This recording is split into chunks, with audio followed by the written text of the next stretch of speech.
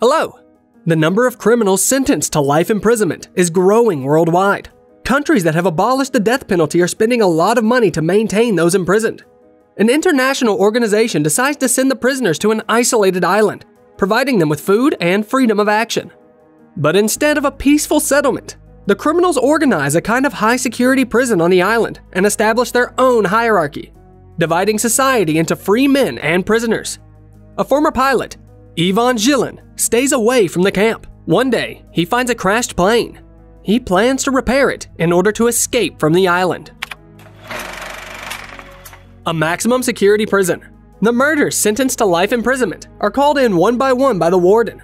To the hardened criminals, doomed to stay behind bars for the rest of their lives, the warden makes an unexpected proposal to apply for parole and go to an experimental settlement colony, not mentioning that if the prisoners refuse, they will be sent to the morgue. Учитывая тяжесть совершенных преступлений, вы поселитесь вдали от населенных пунктов. The assembled group of volunteers is placed on a cargo ship under the supervision of armed guards. Among those deported to an isolated island in the cramped cages of the hold are the former pilot Ivan Gilin, his cellmate, a nervous psychopath, nicknamed Sipa, who extracted the entrails of his victims, and an intimidating muscle man, nicknamed Obizian. The ship sets sail. All the passengers meekly endure the terrible rocking and eat their cold lunches, except for Ali's group. Ali easily picks the cell lock to get his countrymen out of Obizian's cage. Obizian, unhappy that the annoying Ali has disturbed his afternoon rest, responds to the demand by coldly killing his cellmate. By doing this, he provokes a general revolt of the prisoners on the ship, who have already divided into two opposing camps on the way. The ship arrives on the uninhabited island, where the criminals, wearing numbered handcuffs, are brought ashore. Reporters and representatives of a foreign delegation, led by Olafsson, senior coordinator of the Terra Nova experiment, follow them. Olafsson, a smiling chubby man, explains the essence of the Terra Nova project to the exiles. After all the countries of the world had abolished the death penalty, it became impossible to hold and provide for the ever-increasing number of lifelong prisoners. To relieve the overcrowded prisons, the international organization has made the decision to relocate the convicts to an isolated area provided by Russia. The subjects on the island will remain unguarded, but will be monitored from a satellite. Next, a woman named Martha tells her subjects about the communication buoy, located far away from the shore, which will allow them to request an exit from the project. Martha promises that any prisoner's request to leave the experimental colony will be granted immediately. Вы немедленно будете отправлены обратно в тюрьму. Having finished their explanations, the guards and representatives of the international organization hurriedly sail away in their boats. The prisoners are given permission to remove the handcuffs, and they run to the keys that have been thrown on the shore.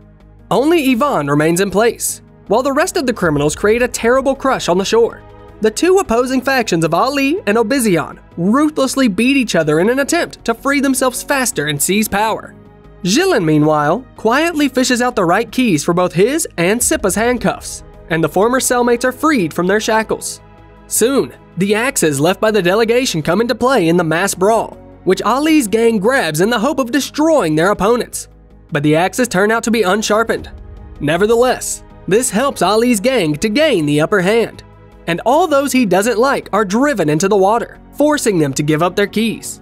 Having seized power, Ali hastily changes his clothes, not intending to stay on the island for long. He orders his henchmen to prepare boats for departure. But before that, he decides to deal with Obizian, who had killed his countryman on the ship. He searches for the muscled man in the crowd, but seizing the first prisoner he comes across, he is met with unexpected resistance. The criminals who were driven into the water have gathered stones from the sea bottom. Throwing stones at their enemies, they rush into battle once more. In a deadly clash for power on the island, Ali and his henchmen, who remained on the shore, are killed. The same bandits who tried to sail away drown in the powerful coastal waves. The rebellion on the island dies down. The criminals begin greedily sorting out the food they were left with for 3 months.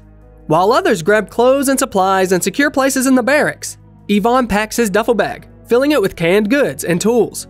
Later, in secret from everybody else, he leaves the camp and departs in search of another hiding place on foot.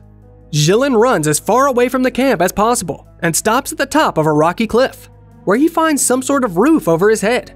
Here, he bitterly remembers his dead family.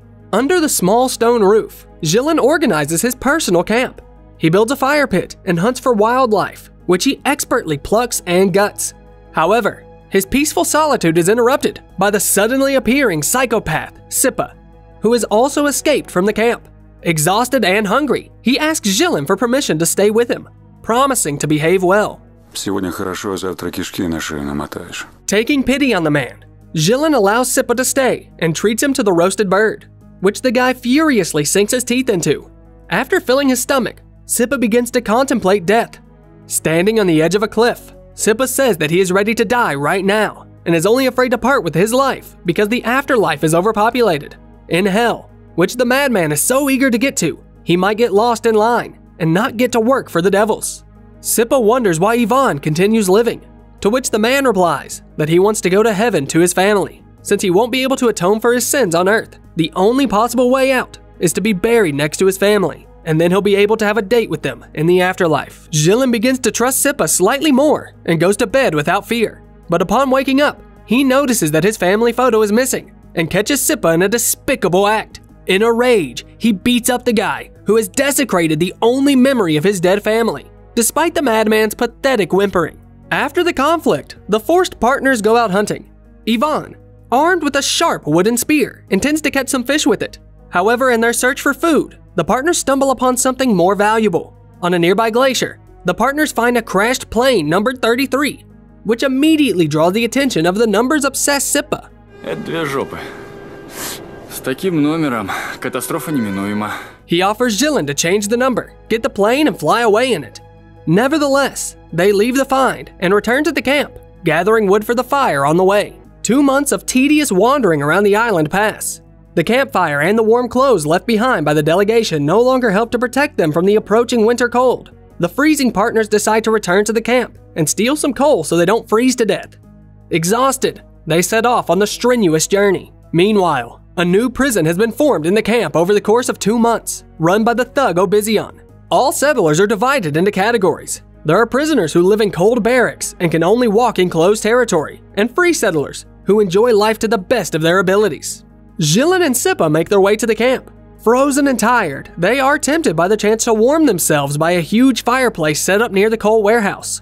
Warmed by the warmth of the stones, they fall asleep while the end of the walk is announced among the camp's inmates.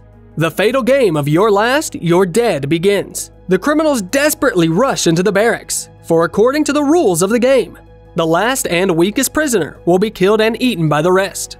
They cut the loser's throat and tie him to a wooden pole, on which he will be roasted over a campfire. It is precisely next to this campfire that Ivan and Sippa sleep, and the latter, in a half-slumber, manages to notice the approaching men. Sippa jumps up in an attempt to pull Jilin away and hide, but it's too late. The partners are captured by Obizion's henchmen, who immediately lead the fugitives to their leader. The warden assigns the fugitives to the prisoner sector, and they are thrown into the closed area. The thugs give them the blue jackets that they are supposed to wear. Soon Jilin and Sippa, along with the other prisoners, must participate in the brutal game too. Both manage to survive, and they are forced to watch as another victim of the deadly contest is executed. The next day, the prisoners of the second sector, where Ivan and Sippa ended up, deliberately refuse to play You're Last, You're Dead, and intend to stage a riot. At the command to end the walk, the prisoners stay motionless, thus attracting the attention of the formidable Obizion, who appears at the gate of the exercise yard. Jilin comes out to negotiate on behalf of the rioters. He offers the muscled man a deal, in exchange for permission to swim to the buoy and get in touch with the wardens to ask for food and stopping the cruel death game. He will show Obizion where a seaplane is, which can be repaired and put into working order. Unexpectedly, the warden agrees to these terms. The gates are opened and the prisoners are set free.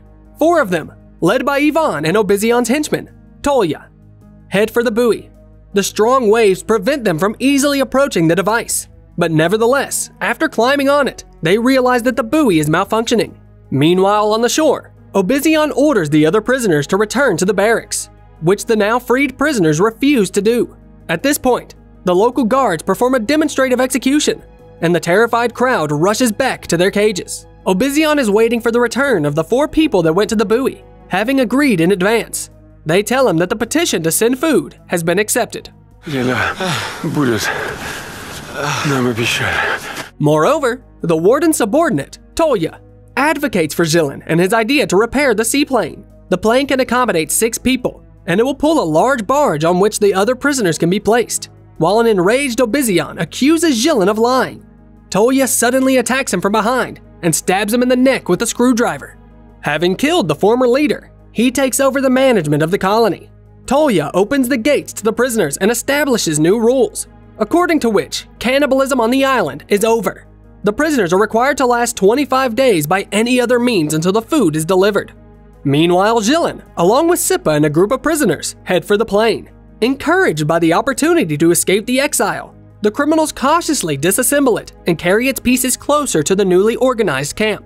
Upon returning to the colony, they unexpectedly discover a military camp full of armed soldiers, who immediately take aim at the incoming group, and Jilin as the leader of the procession.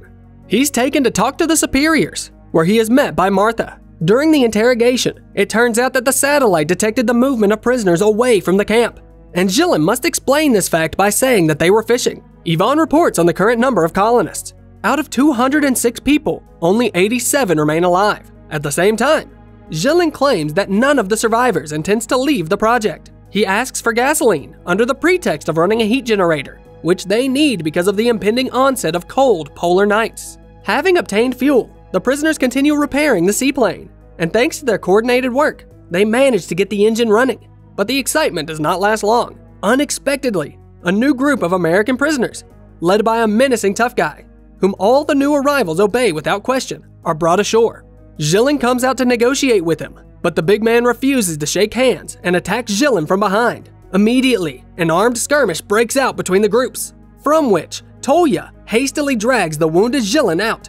The others desperately fight to the death, while Martha coldly observes this bloody slaughter through binoculars. The woman contacts her commanders and receives permission to exterminate the prisoners. The nearby ship immediately begins to shoot at them.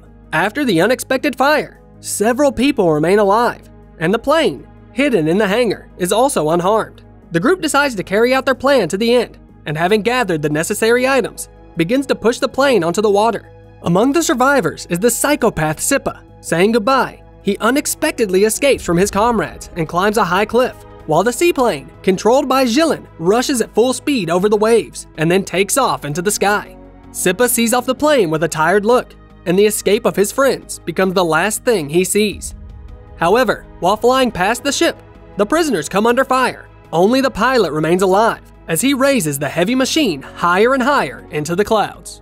As always, you'll find the name of the movie in the description of the video. In the meantime, let us know in the comments, do you think Jilin managed to survive and reach inhabited land? Or did he embark on his last journey? And don't forget to like the video and subscribe to the channel so you don't miss the next awesome retelling.